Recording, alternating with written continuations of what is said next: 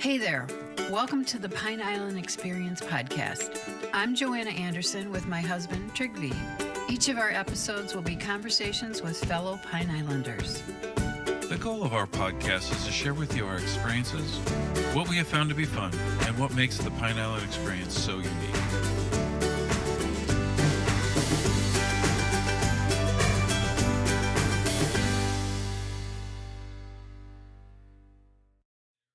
Yard signs. That's the beautiful thing about small communities. I still remember my family going, "What? You made yard signs? Oh my gosh!" But yeah, I just had a couple yard signs ordered, and I put them up. And I always had the garage door open and was working on a bike on the stand and whatnot. And I become friends with a lot of the neighbors, and so word just kind of spread quick. As you guys mentioned earlier, nobody likes to leave the island, right? You're in Matlacha, you may not even have a way to load up your bike and take it somewhere, let alone all the way into Cape Coral or Fort Myers, as far away as those are. And so, people kind of ate that up. Oh, there's a guy right up the street that can do a tune-up, that can change a flat, that can do, X, Y, Z. And they like to support locals. That was Judd Payne from Island Bikeworks in Bokeelia.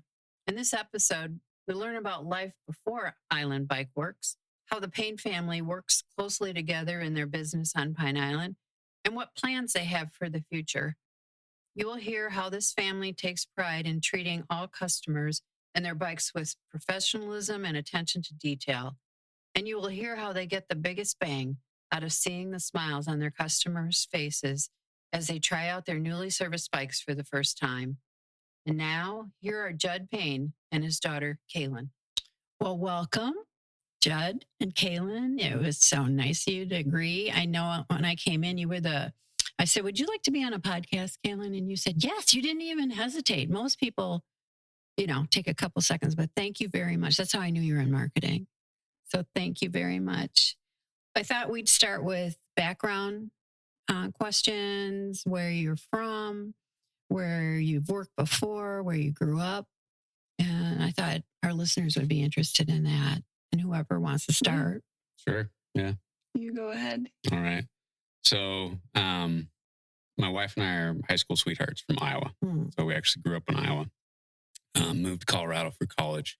She became a speech pathologist. I was going to school to be an architect at CU Boulder, and loved the creative side of it, but got into the math and said, wow, this is not for me. So probably about 1997, I dropped out of college, taught myself programming, Perl at the time, HTML, some of the basics, and actually started my own software company. Fast forward, ended up 6 different software companies, had the first online motocross company that ever existed, had a shop doing service, all that good stuff. The last 2 software companies ended up hitting it pretty big. We did delivery software for milk companies, produce companies, et cetera. It was, tell you what to load on the truck. Customers could order, all based on recurring orders, et cetera. And so I stared at a screen for the last 25, 30 years and was kind of the lead programmer, and then built the company up where, at some point I stepped out of the programming aspect and did more of the management stuff. And ended up selling the last 2 to a publicly traded company out of Australia, and kind of exited the game. Said, I am done dealing with employees and computers and code and the whole internet world, and kind of became a hermit and said, don't put me in front of a computer screen anymore. So I tried to kind of semi-retire, and it just wasn't for me. I've got to have some type of purpose in life, We've homeschooled the kids for many years, so we've been able to travel the country in the RV. That's incredible. And spent a ton of time, traveling around Florida. My parents actually used to live on Pine Island, and I think it was 4 years ago, Yeah. we were kind of down this way with the camper, and my wife said, let's go check out, where your parents used to live one more time. So we ended up driving through Matlacha, and there was this little yellow house that was for sale with a picket fence around it. And she said, wow, we need that. So we ended up buying this little 900 square foot house in Matlacha, and that kind of changed everything. Parked the camper, started setting down roots. I got bored basically in retirement. There's only so much time you can be on vacation and play and whatnot. And so I used to race motocross, compete in trials. I've always loved things on two wheels. Something about it that just keeps you young, you know? And so I started building my own electric bikes before electric bikes were even popular. I would take a normal bike and convert it to electric. And then kind of word got out that I could fix bikes. And before you knew it, people were dropping bikes in my yard with little notes and Ziplocs saying, hey, here's what I need done. And I remember coming home at one point and there were like 15 bikes in my front yard. And I was like, that's it. We got to get a shop or something. You know, this is getting a little crazy. So I had met the guy who used to own Pine Island Cycles like once. I'd walked into a shop, had to buy a seat, you know, for one of the bikes I was building. Just happened to give him a card, talk to him for maybe 60 seconds. And for some reason, he held on to that card. And I think it was a year later, I was back in Colorado at Hobby Lobby with my wife. That's how bored I was. I was at Hobby Lobby with my wife. And the phone rings and it's this Florida number. And I was like, it's got to be spam, but, you know, I guess I'll answer it. So I answer it, and it's Dave from Pine Island Cycles. And he said, hey, thinking about selling my bike shop, and I thought of you. And I said, sweet, I'll be on a plane tomorrow. So I flew down the next day. We struck up a deal and bought the shop. He had already moved where we're currently at. And kind of the rest is history. You know, when we walked in there, it was a pretty empty shop, pretty run down as far as what the interior looked like and, you know, the stock on hand and all that stuff. So we gutted the place, redid it, stocked it with a lot of good stuff and treated people right. And, you know, we're honest and did a good job, developed relationships. And then e-bikes got huge, as you guys know. And so we just happened to be in the right niche in the right industry at the right time. That was my passion, was e-bikes. We were still custom building them at that time, you know, for people. And then, you know, the good brand names came in. And so now we carry brand name e-bikes, but I still do conversions once in a while. You know, somebody will have a recumbent or something that they can't find that's electric, and I'll still convert them. But we just kind of developed a name for being one of the only shops in Southwest Florida that'll work on any brand, whether we sold it or not. So we've gotten to see the good, the bad, and the ugly. You know, it's given us a leg up because we've ridden the Hemiways, the electrics, the Rads. We worked on them all, and so we know what's good and what's bad, and we're able to really kind of pick up brands that we had faith in. Well, it's incredible because I was reading, you've said you'll work on anything. You don't say no to anything. Yeah. That's incredible to be able to say that. Yep. So, and we've come from a background of always living in the country. We actually own a gold mine out in Colorado. We've been on the Discovery Channel. They did a whole episode on us, this show called Reclaimed. So we've got an off-grid cabin that the entire family built, you know, by hand out there at 11,000 feet right above the Continental Divide, or right at the Continental Divide. And so the kids have always been exposed to self-starting, you know, entrepreneurship, get your shovel out, start digging and get something done. And so, you know, Kaelyn has kind of naturally picked that up, and she's got, you know, this huge passion for bikes and entrepreneurship and just being able to go out and tackle difficult problems and not wait for help. I'll kind of let you expand on your background, Kaelyn. Yeah. So, yeah, like he said, I've kind of had a crazy childhood growing up, a lot of interesting experiences that other people, they haven't had it in 50 years of life, and I'm only 19. So being on the Discovery Channel, we went through a flood in Colorado, like 1,000-year flood, the hurricane now. So it's just like all these crazy adventures that I just got to experience because I'm his kid. And yeah, so my freshman year of high school is when we started homeschooling. And from there, we took our camper and just kind of traveled Florida. We would go down the East Coast and come back up the Gulf Coast. And that's when we rediscovered Matlacha. And the bike shop was like huge for me personally in my personal growth, and just sparked that entrepreneurial spirit in me. My dad, he basically gave me free rein. He was like, this is what we're doing, but stock the shelves however you want, manage this stuff however you want. Your ideas will take those all into consideration. Like, this is yours too. Oh, your dad's a smart man. Yeah, for so saying that. he had put a lot of faith in me as a 16-year-old, and that really, like, totally turned me into. I got that business itch. I wanted to be a part of all of it. There hasn't been like hardly a day that has gone by that we've been open that I haven't been there. That was one of the hard things about going to college is ever since we started the shop, I had maybe taken a week off the entire time. And so, yeah, the bike shop's got a really, really good place in my heart because that's like a lot of blood, sweat, and tears went into that. Oh, that's so sweet. Yeah. So, Judd, you're kind of a happy daughter, happy life kind of. Oh yeah. Yeah. And my son works there as well. He's a mechanic. We taught him how to be a mechanic, and he's to the point now where you don't have to worry about him. You can toss any project his way, and he gets it done. So it's just been this unbelievable conduit to watching the kids just flower. We just jump back real quick, and I know we're on the bike shop, and we'll get right back there. But it is so refreshing to hear somebody talk about the old web platforms. In a prior life, I took a $2 billion company, so you can imagine sticking my neck out and moved them to the LAMP platform. Oh, yeah.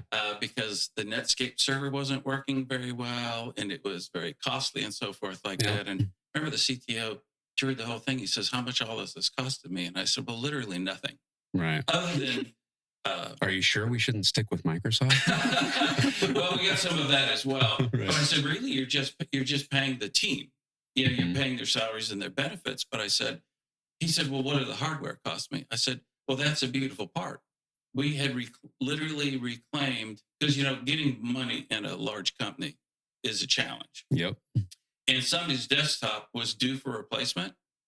Well, we put Linux on it, and you could run it as an SMT gateway. And we'd get another one, you could run it as DNS, and we could have a couple others run as web servers, and another one as a firewall or something like that. And he goes, this is all free? And he goes, it's faster than what we had before. So, when we read or heard about what you were like, she did consulting for years and years and was PHP and MySQL. She did a little bit of Perl, but mostly PHP, MySQL kinds of stuff. So I don't think people are doing that anymore today. So it's probably... No, it's probably in use because I believe Facebook at one time was based off PHP or some extension of Facebook. It's all secretly still in use. Nobody wants to admit it. Yeah. I thought the things we've done are still in use. Yeah. I think you said that too in one of the articles I read.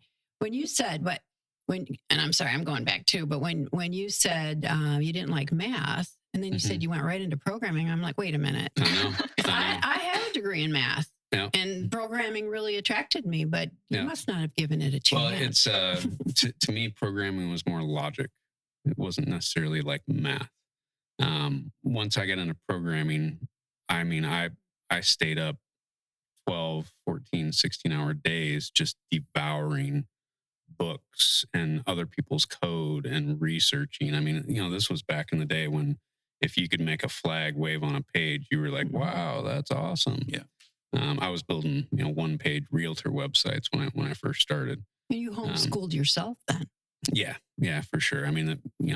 Even today there aren't very many colleges that you can go to and come out as a programmer. They may teach you a program that writes the code, but nobody knows how to write the code anymore. And that's how Perl was. That's how PHP was. That was our entire stack, the LAMP stack. At the end, when we sold our company, everything was still MySQL, PHP. And we caught a lot of flack for that, especially when we sold. They came in, did their due diligence, and they were like, hold on here. Do we really want this PHP and MySQL? But you look at what we did with it, and it proved itself, right? Yes. And it was much more efficient. You could have any programmer work on it. You could switch programmers midstream if you needed to.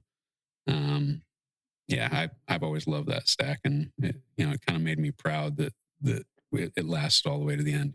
That we never switched to Ruby on Rails or the flavor of the day. Yeah. And we'll move on here, but I did get the Microsoft pressure. So I went to the team and I said, okay, here's IIS server, here's ASP. It's your decision. If you say this is better, we will move. And it took them about a half a day or a day, and they came down. They said, "We don't want to move." Yep. They were comfortable. It was fast. They could get stuff done, and they felt good about accomplishing stuff. So Yep. it is funny, the perception versus the reality, Mm-hmm. it just works. I mean, and that's a really high compliment for software in Yep. any day and age, but Oh, yeah. particularly back then. Yep. Do you remember? So getting a little bit back to Pine Island. Do you remember you said that you rediscovered because your wife suggested, let's see where your parents used to live. Do you remember, or did your parents ever share how they found Pine Island in the first place? You know, I don't recall they do. They were always kings and queens of living in really cool places. Okay. Like they lived on an island called Salt Spring Island in British Columbia for a long time. Nobody'd ever heard of it. And they find these small little farming communities that are quiet. Because we grew up in the country. Mhm. Had 25 acres, no neighbors, horses, all that stuff. And I think they always kind of were searching for the next untouched place. And Pine Island, was definitely that. I mean, this was 20 years ago at least that they lived here, kind of over in Captain's Harbor, kind of by Lazy Flamingo and those condos back over there. Great memories though. Walking across Right. the street over to Four Winds with your shrimp bucket and filling up the bait and catching all sorts of fish off their docks. And the kids grew up there too. We got plenty of pictures of huge sail cats that they pulled up out of the water onto the dock, and stingrays and flounder and everything else. Mm-hmm. But I think for them, they're big into biking. Believe it or not, my mom was probably one of the first ones that ever adopted e-bikes. She's had every brand out there, and so they would bike up and down the path, and eventually they got bored with just having the one path, and ended up moving out to like Venice, the Venice area. Okay. And now they live in Nokomis. But yeah, I mean, for some reason they always find these little gems. Yeah, we tend to ask that simply because I think we moved 6.5, 7 years ago, and we said, yes, we have a home on Pine Island. People go, where? Huh? Where is that? Mm-hmm. You say, well, do you know this? Nah, Cape Coral? No, Fort Myers? Well, kind of. Yeah. How about north of Naples? Yep. And then they want to ask you about, I can't remember, Siesta Key and those islands off of the Braden Sarasota, which are Yeah. the big vacation areas. Boca Grande. But yeah, those all get advertised quite well for tourism, and more power to them. But this has always kind of been I think still today for many people, it's really kind of hidden. It is. I mean, I remember coming down here with the camper for the first time, and this was before they improved Burnt Store Road, where they double laned it, and it was a long ways off the interstate on a 2-lane highway that was bumpy and potholy. And I remember thinking, wow, we are really going way out woods here. Now you don't really think about it. You're like, oh yeah, it's just hop, skip, and a jump away from everything. And part of that, they've improved the roads and made better arteries to get down here. Right. But for the first time visitor, this is still probably country bumpkin, Mm-hmm. way out there compared to most things you run across in Florida. So how do people figure out about dropping I'm fascinated that somebody would drop a bike in somebody's front. Yeah. I mean, it's one thing if I say, hey, Judd, I'm having a problem. Can you look at my bike? If I Right. found out that you did bikes or something like that, or that you did programming, right? Right. But I mean, did they see another bike? Did you ever ask? I mean, they were just there and you just fixed Yard them? signs. That's the beautiful thing about small communities. Mhm. I still remember my family going, "What? You make yard signs? Oh my god!" But yeah, I just had a couple yard signs ordered, and I put them up.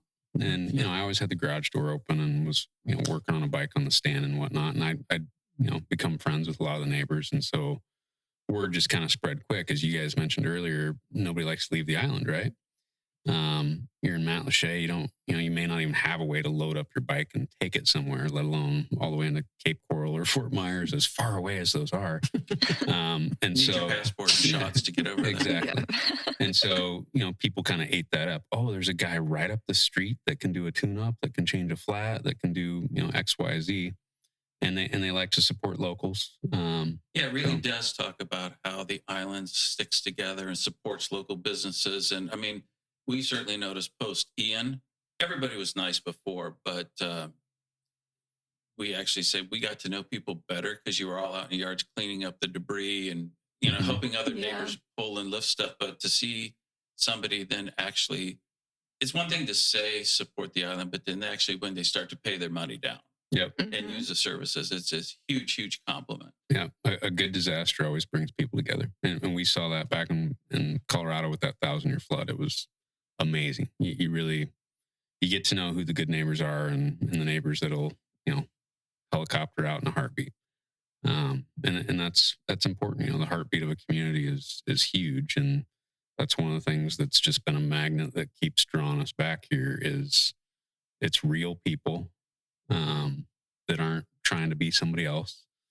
And, they're kind, compassionate, giving. We haven't found anything yet in this area that makes us go, ooh. It's real people, doing real stuff and would drop anything to come help you in a heartbeat.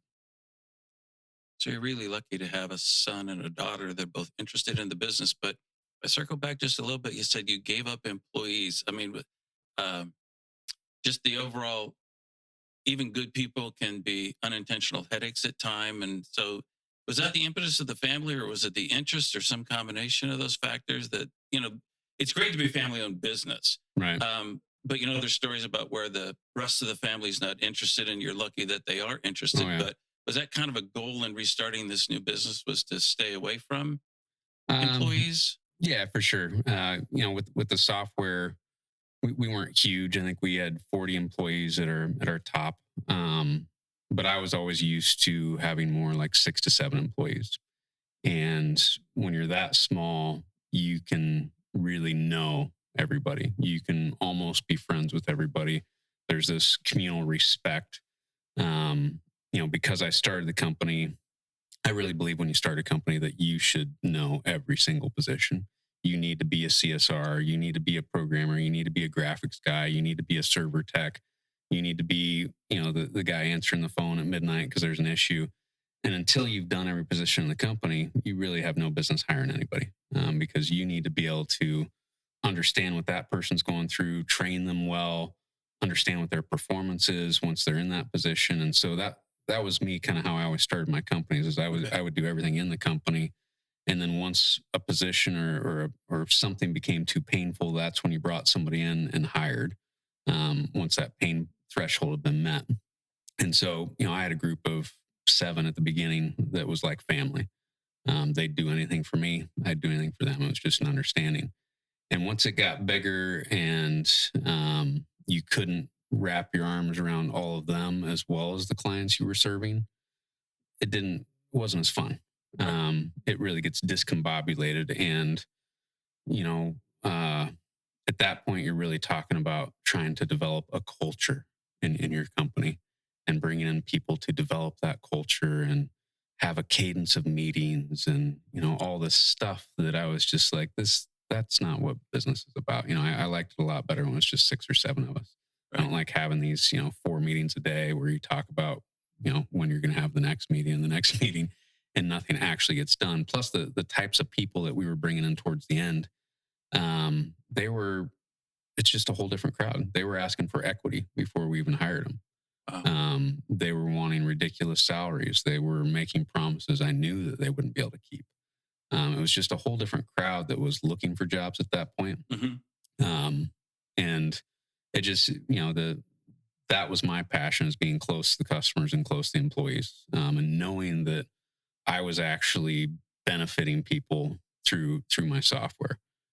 I've never been able to really be a good salesman with something I didn't believe in was actually going to change your life, And once it moved out of that realm, I was pretty fried, because I was still wearing all the hats and trying to keep it all together, but it just wasn't fun anymore. And then through, life circumstances, give you an example. My wife got diagnosed with MS at some point during all this. My daughter got diagnosed with an autoimmune disease. That kind of made us just want to get in the camper and run. Right. And so, looking back, those were all positive things. I hate to say that, but it really glued our family together as a unit, and we could get in that camper, go escape, go somewhere where nobody knew us. It was just our family unit. We could all go out and do things together and enjoy each other's company. The time off grid at the cabin out there, we'd be off grid for 8 weeks at a time, where you didn't really have to see anybody if you didn't want to. And it was you and the mountain. And, your daily life was, do we have water? Do we have food? Do we have fire? No internet, no outside influences. It really boils life down to what it should be. And that'll tend to glue people together. And so we really grew tight as a family. And I think that, our kids saw that they trusted us. They knew we could get through some natural disasters, some disease disasters, some other things. And it developed this trust where, when I said, hey, this is what we're going to do. We're going to go start this bike shop or whatever the project ended up being. People were like, yeah, we can do that. Let's do it. Yep. It's kind Wow. of the can-do attitude. Yeah. Mhm. It's incredible. Very strong family. Mm-hmm. Yeah, that's a blessing from God. We've spent a lot of time in churches and whatnot. Kaelyn and I are both, on the worship team. I've been a worship leader. That's always been an important part of our life is our faith, for sure. Mhm. And the post office today came out with an MS stamp. Did you see that? Mm-mm. Yeah, No, just today. nice. Yeah.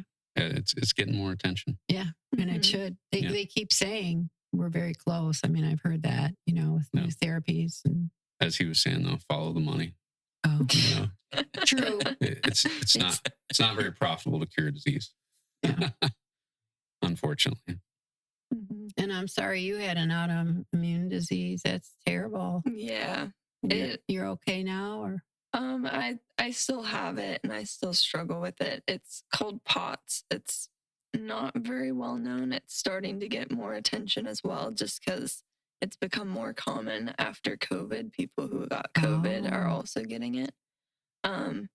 But it's something that I've been able to manage over the years and kind of learn how to deal with it. There's no cure or medication that's meant to target it. So it's just kind of a lifestyle changes and exercise. I eat a lot of salt because that helps. So just being able to manage it better now is definitely good. But yeah, it definitely, like he was saying, you don't want to say it was a good thing, but it definitely brought a lot of good things into our life to have to deal with that hardship. sounds like it made you stronger. Yeah. Yeah. So I wouldn't wish it upon anyone, but if I had to go back and do it again to get where I am, I definitely would. Oh, So wow. So what's your approximate split then between Time on Time Island and Colorado and the camper and those kinds of things? How do you kind of, I'm sure there's not like exact dates per se, but kind of what's the formula? Because it sounds like you really enjoy that disconnection, which is a really nice relief not to have email and text pinging at you all the time. But how do you folks manage that in terms of, keeping the business going, but still having fun? Right. So we're actually this July going to go back to Colorado for the month of July. Typically we close for a month in the summertime. We've done it longer, but no, we're thinking a month is about good.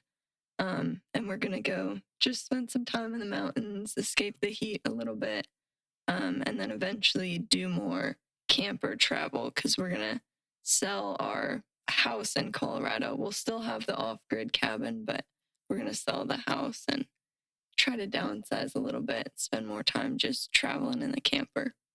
Yeah, it's one of those things. It's become tougher to go back there. We become more full time, and I think part of that is what I was alluding to earlier is purpose in life. Kaelyn and I kind of get back there, and you hike the mountains, you do some dirt biking, and then you're like, what are we going to do today? Because you don't have the purpose of being in front of people, having a positive effect on their lives. Our community back there has changed a lot. Our main house is in kind of a gravel road community that's always been some pretty hardcore mountain people.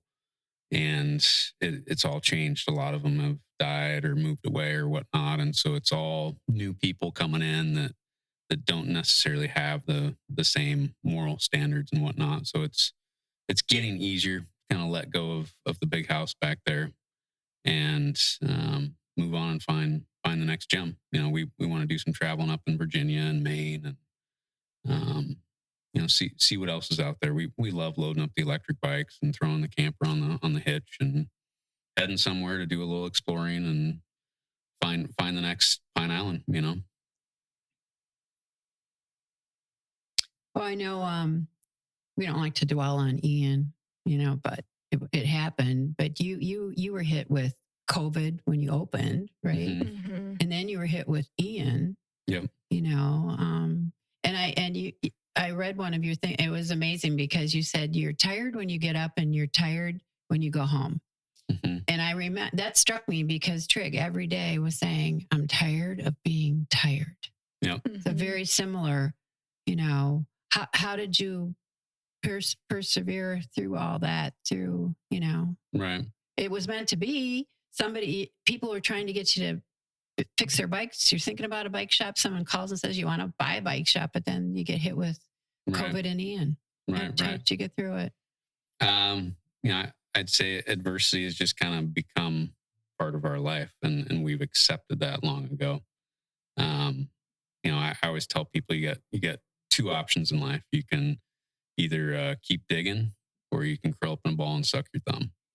And we've been presented those options lots of times in life. And so, when something like that hits, for me, it kind of musters up that side of get your shovel out, let's keep digging. So we were on boats coming in every day right after the storm, helping people, moving stuff for people, clearing stuff out, carrying gas cans, getting people to where they needed to go on the island by boat and whatnot.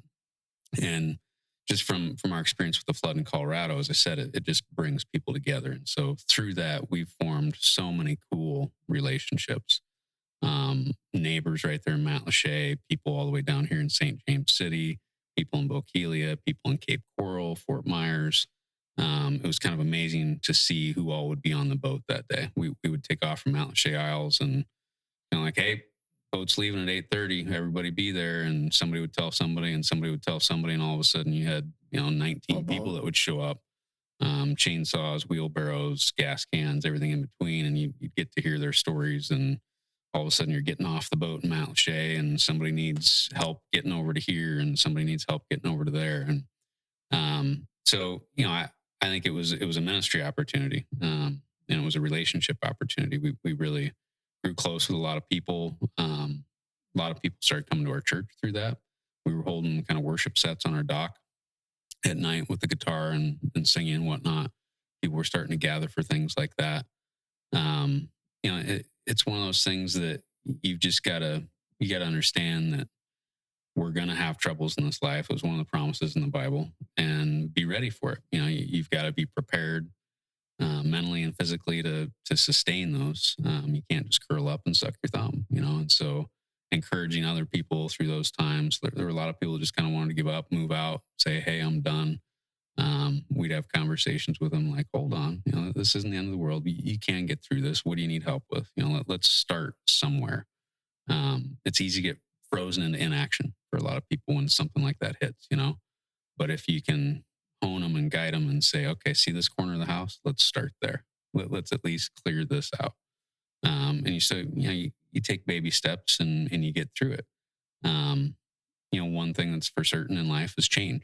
And so even when something like that hits, it's going to change. There will be an end to the trial. You're going to get through it. And the more people that come in to help, the faster you're going to get through it. So, I think I mentioned we had our church in our parking lot at the bike shop for, gosh, I don't know, 3 or 4 months. Mm-hmm. They served thousands of meals. They prayed with people. They actually had a hog trough out there. Some people got baptized. It was a great ministry opportunity for them, and a lot of lives were affected. A lot of people got fed. We were able to fix a lot of people's tires and whatnot. That was a main mode of transportation after it hit, and people were getting flat tires because of all the debris and whatnot out there. I remember sitting at the Blue Dog fixing Jesse's bike. Jesse Tincher had a flat tire, and it was still full of mud in there, and just sitting in there changing a tire, sweating. But that's all good stuff. That again gets back to purpose in life, and that's the real deal. That's what life's about. Nothing fake about anything that happened there. So you and Dave strike the deal. Then who came up with the name, family effort, and then, kind of what was the derivation to the name? How did you get to Island Bikeworks? He actually had come up with that back when he was doing it in the garage. That's what was on the yard signs, was Island Bikeworks. So I So don't you just even know how you relocated. came up with that. Yep. Yeah. No, I mean, I've got a weird brain. Stuff like that just kind of floats through and it sticks, and we go with it. So yeah, a lot of just gut instinct type stuff. Mhm. And then, Kaelyn and my wife, they're awesome at look and feel and design and what should be stocked and all that stuff. We definitely wanted to be a place that you could walk in and get your phone holder and your water bottle holder and some cool lights for your bike and a nice comfy seat and some of the cool gadgets that, you may not find other places. We wanted to be a fully stocked one-stop shop, and that's kind of what we still strive to be. Once we build the new building, we're going to get into even more of that stuff. More and more gadgets and toys that Mhm. people haven't heard of. But a lot of it is it's been really cool to get people back out on their bike that didn't think that they could bike anymore. The electric bikes have done a lot of that, but also, hey, you've got back issues or you've got knee or shoulder issues or whatnot. Here's a bike that's specifically built for that, or here's a seat post that's going to change your life. And we've ridden it all and we've used it all, so we know it's going to change your life. This isn't just hey, this is a sales job. I want to sell this $160 seat post. I've ridden them. I've ridden all the brands, and you can actually say, hey, this is cool. This is going to change your life. If it doesn't, bring it back. Mhm. Well, there's fear issues too, aren't there, with people that Mhm. haven't ridden for years? Now I can't ride a bike, or Yep. Mhm. and it's Yep. not like we have a lot of bike, paths here. Yeah. I mean, you have to be. We can use the wide sidewalks, Mm-hmm. but the shoulders and so like Mount Lachey, it's kind Yeah. of scary, Yeah. to go through there without a bike path. Yeah, yeah. And we deal with a lot of older people, three wheelers, recumbents, everything in between. And somebody's found a machine that gets them back out, but it's something that nobody else wants to work on. Guess what? You can bring it to us, and we'll get you set up and get it fixed and working it right. And you enjoy matching them to the right bike. Exactly. Yeah. I like seeing that 6-year-old grin on people's faces Yes. again. Yeah. They're like, oh my gosh, I can bike again. I'm going to get out. I'm going to get a fresh breeze. I'm going to be able to go to the store, whatever it is. We had a woman the other day that came in, and her trike was leaning and she had fallen off of it and crashed. Oh. And it was a simple fix. Her right tire was almost flat. Oh, no. And so even stupid, simple little things like that, being able to be like, okay, so here's what happened. The right hand side of your spring on your seat was broken, so your seat's leaning. Your right hand tire's flat. She couldn't really run a pump, but guess what? We had a little smart pump that was easy to run. It wasn't one of those floor pumps you got to put a lot of effort into. You can just kind of put this on the nozzle, hit a button, walk away, and it puts it to the right, PSI, and so just little things like that. Where else would she have gone? If she didn't have grandkids or a son or daughter close or whatever that was going to be able to, fix it, or if she'd taken it somewhere, God forbid, somebody could have said, "Oh, you need a whole new XYZ and it's going to cost you $600," when it was really just a simple spring in your seat and the tires low type thing. It's And she just, was okay. She wasn't too afraid to. right. Yeah. You explained to her what happened, and Yeah, and you show some patience and some love and some encouragement, and all of a sudden they're back out again. The longer you can stay on wheels, the younger you are. It works your balance, it works your core. They've done a lot of studies that say that the longer you can be on a bike balancing and going through the motions, the younger you're going to stay, the longer you're going to live. And so we just really like to get people back out that think that they're done biking or whatnot. And electric bikes are big part of it. Electric bikes have this kind of stigma with some people. Oh, you can't get a workout on them. Oh, they're dangerous, etc. Anything can be dangerous. Right. It's all in the operator. And so we've specifically chosen, for example, the electric bikes we sell all have torque sensors. 99% of e-bikes out there don't have a torque sensor. They've just got a cadence sensor that the cranks rotate. And as soon as they rotate once, boom, that motor comes on, and it's kind of unpredictable and it's scary. And, if you're going around a corner and you did that, could be bad. The torque sensor actually measures how hard you're pressing on the pedal. So it's a lot smoother power delivery, a lot more predictable, a lot more interactive, like a real bike. And you can get a heck of a workout if you want to. You still got a thumb throttle, where if you get super lazy or super tired, you could give it a little bit of throttle and get home. But just introducing people to things like that and explaining the differences is life changing for a lot of them. I can't count the number of people that have walked in the shop and said, "I'm not going electric. You can't get a workout. I'm never going to go electric." And after we chat for 20 minutes, half hour, I get them out on a bike with a torque sensor, and they're like, "Wow, that's life changing. Sign me up. I'll take 2 of them." And they still pedal, right? Yeah. You're not just sitting there, Right. Yeah. I mean, Right. you definitely see people that ride e-bikes like mopeds. They don't pedal; they're just throttling, Okay. etc. Typically, those are bikes with cadence sensors. Mhm. The torque sensor can't really get away with not putting some effort in. It just Mhm. rewards your effort. The more effort you're willing to put in, the more power you get out of the machine. And so it entices you to press. Mm-hmm. And then you can go out on longer rides, and you don't have to worry about not being able to make it home. If you want to go down to Captain Collins for lunch, you'll be able to make it back because it's not as strenuous. You have the power behind you if you need it. And most of our bikes go 60 miles on a charge. So as far as island riding, you don't have to worry about anything. Not a lot of hills on the island. Yeah. There's that one down at the end, Bokeelia, We used just to live past in Lazy Flamingo. Just about Central Florida, and everybody talked about the hills in Mount Dora, which technically there were some hills in Mount Dora, but I think Claremont has the highest hills in Florida. But somebody said something like, "Well, yes, you can ride anywhere. You can ride anywhere in Florida pretty much because it's literally, I mean, there's gentle stuff, but Yep. it's pretty flat. So very enjoyable to see." Yep. You mentioned the yard signs and word of mouth, which is always important, particularly in a small community, but other forms of marketing, social media, or other efforts that you're making to get better understood. Yeah, Facebook is huge.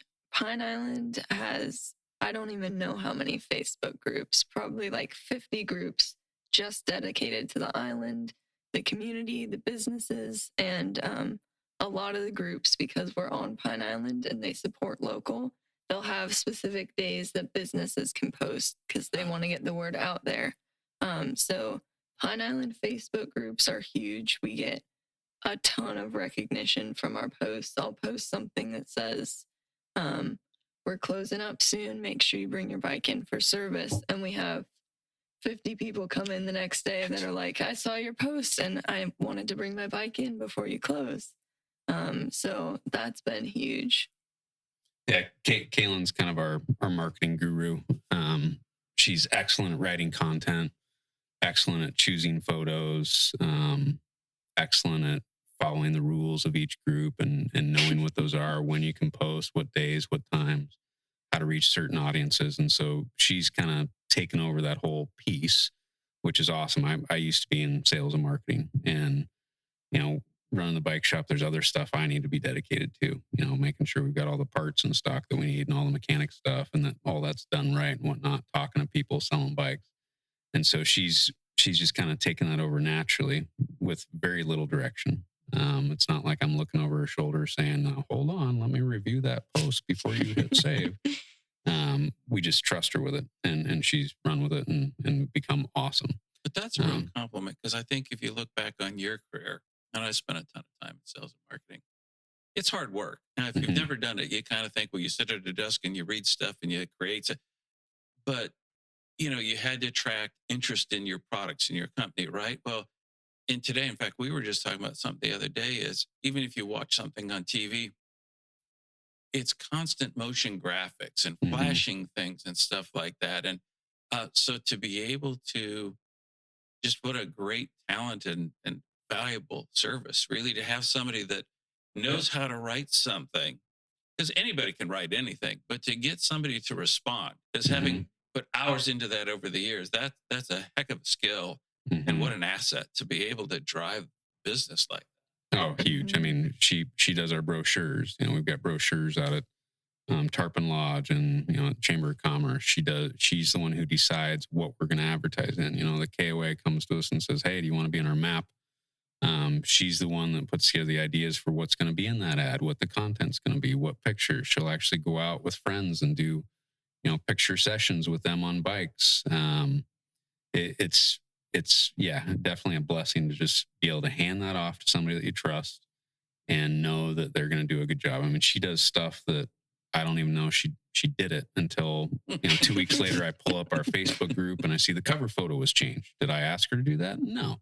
She was sitting around one night and said, "You know what? I'm going to update our cover photo with something more relevant," or whatever it was. Adding our products to Google.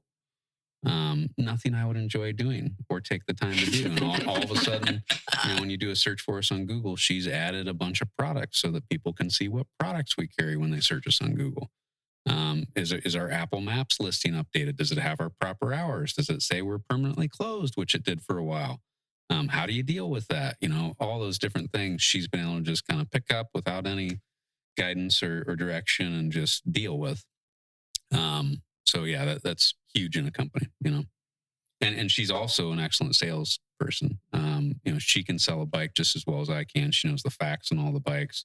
She knows the torque sensor versus cadence. She's got the patience to sit and listen to somebody talk and then, take her turn and kind of come in with her points and whatnot. So yeah, it's been awesome to watch.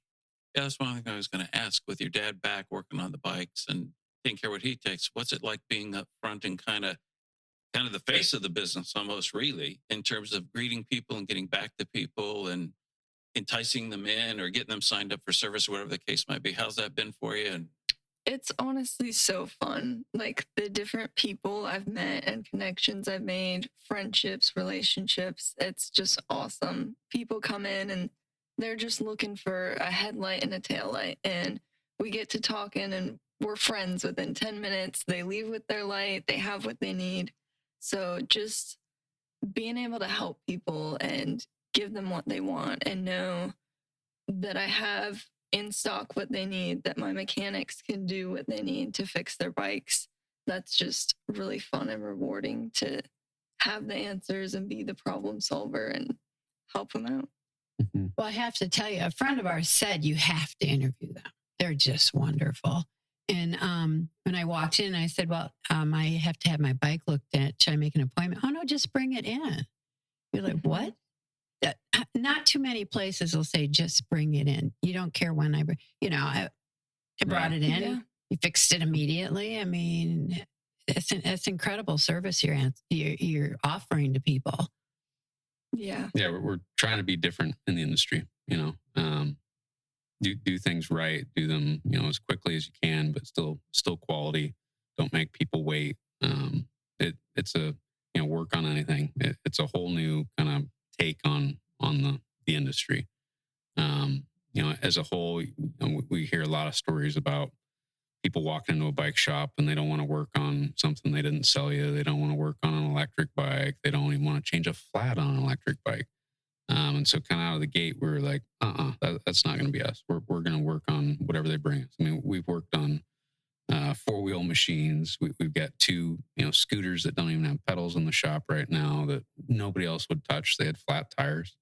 We've worked on wheelchairs. We've patched air mattresses. I mean, stuff completely unrelated to bikes. It's funny what walks into the shop every day. Mm-hmm. And they can. You don't turn them away. So Yeah. speaking of the shop, we've kind of danced around it. Days of the week, hours, etc. So if people do need to drop off their bikes or get service, other than the July closing, but when you're in business or open, how does that part? So people can come in whenever they want with their bikes, no appointment needed. We're open Monday, Wednesday, Friday, 9 to 4, and then Saturdays, 9 to 1. And typically this time of year, if you bring your bike in at 9 o'clock on a Monday, you should be getting it the same day. Otherwise, Wednesday morning at the latest. And that's even if you're going for a full tune-up and you need a chain and cables. We've got my dad and my brother doing the mechanic work. So we've got 2 men working, and right now it's mostly locals. We don't have the tourists here right now. So we really try to prioritize getting the bikes in and out as quick as we can. And it's definitely weird hours. We struggled that when we first opened. We were open 6 days a week. And I've just always been a believer in, that balance between work and life. I've already lived the life where I was on for 14, 16 hours a day, as I'm sure you have in that industry. It tends to fry you pretty quick. Yes. I want to have time to have fun down here. The whole family does, and so that's why we take Tuesdays, Thursdays, half a Saturday, and Sunday off, because we want to be out in the boat. We want to go fishing. We want to interact with people, have time to get together and hang with the neighbors and play cards and whatever else it is. So we were worried about that at first, but people have really gotten used to that Monday, Wednesday, Friday, Saturday schedule. They bring their bikes in on those days, and the Tuesdays and Thursdays, it's few and far between where we get somebody who's like, oh my gosh, that wrecked my life that you weren't open on Tuesday. What are we going to do? So I would definitely encourage everybody else to maintain that work-life balance, and I think it's important. Mm-hmm. Any future expansion plans? So it sounds like the repairs and so forth and the sales are going pretty well. Other things that you guys are thinking about doing with the community or expansion of services? For sure. We definitely are reinvesting in the island. We're here to stay. We feel like our shop now is too small. Like during high season, when we close up at night, we have to pull in all the bikes, and every morning we pull out all the bikes, and it will literally be so packed in there. It's like a bad game of Jenga. I mean, it's all the way up to the door. If I wanted to go in there on one of my days off to do some catch-up work or whatnot, it's impossible, because you'd have to pull out all the bikes just to get to the work stand and get something done. I think a lot of times we've got 200 to 250 bikes in stock, electrics and standards, and then you throw in all the service bikes that we've got to store, and the recumbents and the 3-wheelers that take up some room, and it gets pretty crazy. So we bought the lot across from where we are now, across Stringfellow, maybe 6 to 8 months before ago. the hurricane. Yeah, something like that. And the plan is to put up a 4,800 square foot shop. It's going to be a metal building, but a beautiful metal building. We're going to have some nice covered porches on it, some nice fascia. Cool. And really expand not only the apparel and the accessories and the bikes that we stock, but we're also going to start looking into water sports, stand-up paddle boards, kayaks, mini skiffs. Kaelyn, being the entrepreneur she is going to open up a coffee shop inside, full service coffee shop that is probably going to have some delicious food as well, just minimalistic food but healthy stuff. And run that aspect of it. So it's just going to give us more potential. We don't have to pull bikes in and out every morning and every night. If we want to go in and do some catch up on your days off, you can do it. Better space that people can actually hang out. For example, yesterday when we were open, we had probably 8 people in there that hung out for 4 to 6 hours. Yeah. And so, people are kind of getting to the point where the bike shop is a destination. They want to come and hang out and talk to us, talk to other people that are gathered in there. So the coffee shop and having a bigger space is drink coffee, have a sandwich. Yeah. And we get bikes cranked out quick enough a lot of times, if it's a flat tire or whatnot, that it's going to be better just to wait, and have a cup of coffee while we fix your tire and hang out, talk to some people and be right back out the door. So. Mm-hmm. And you said earlier you might consider rides or tours or. Yep. So, as I mentioned, we've got a group called E-Bikers of Florida that, it's actually standard and e-bikes, but mostly e-bikes. And right now it's just kind of a free thing. We ourselves or somebody in the group will lead a ride, and it could be as far away as Tampa or as close as right here on the island. A lot of them in Cape Coral, a lot of them in Naples, Mayaca River State Park. Right now, it's typically 15 to 20 people that get together, and we might start at Joe Stonis Park and end up out at Cape Harbor at one of the juice bars or a coffee shop or a lunch spot. We'll grab some lunch, then head back. So it's just a good group of friends that get together and ride together. Sometimes you'll have a slow group and a fast group. And so we did a ride a few weeks ago on the island, Mm-hmm. and we went from the shop up to basically Captain Con's, the end of Bokeelia. And I don't know if you guys know about the wax guy, but he's got Jeff Abbott's got these huge wax lifelike figurines on one of the gravel roads before you hit Captain Con's. It's on the left, and it's a private road, so not many people go down there because it's well marked. Hey, this is a private road. But we all wandered back there on our bikes, and as you go by this house, it looks like there's this huge party going on down on the lower level. And you look up on the second level, and there's a guy with an AK-47 strapped to him and a cigar up on the balcony. And then you go by and you sneak a look in the back, and there's a guy peeing into the canal. All wax figures that look extremely lifelike. And Jeff just happened to be there and was very gracious and said, "Oh, you guys should park your bikes and come in and do a tour." So we went back there and wandered through, and he told us how he'd created them, and he creates 2 or 3 new ones a year. Kind of gave us his story, and so everybody just loved that. They really enjoyed it. And there's a lot of different spots like that on the island, whether it's a mango farm or Jeff Abbott's place or a historical museum type thing, or hey, this person used to live in this house, or here's something fun to do on the island that you could do that you should be aware of. And so we thought, really we should be opening up into e-bike tours. Like we rent e-bikes now, we rent standard bikes, but if we all had Bluetooth helmets on and there was a leader that could say, "Hey, so on your right, this is where so-and-so used to live, who's a famous author. Coming up in 1.2 miles, we'll be stopping by Jeff Abbott's house. This is what goes on there. Tarpon Lodge back here, this is a great place to watch sunsets and have a drink, and their food's excellent, blah, blah, blah." And so, we're probably going to open this up once we get the new shop built, where we're doing more e-bike tours.